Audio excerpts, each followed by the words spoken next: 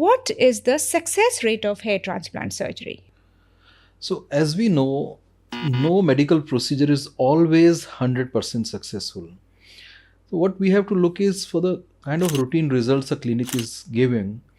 But we have now seen with a lot of data coming about hair transplant and a lot of international conferences being organized that clinics are now sharing their failures also.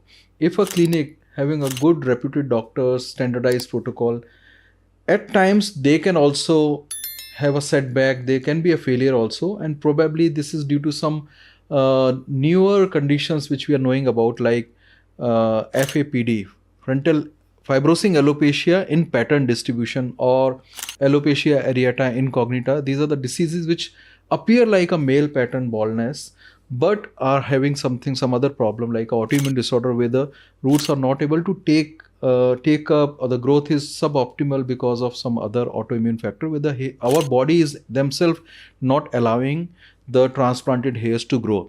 So it would be safe to say that the success rate of hair transplant is around 95 to 97%, but never 100%. There is no clinic in the world giving 100% results consistently in each and every case. So that would be a safe guess to assume.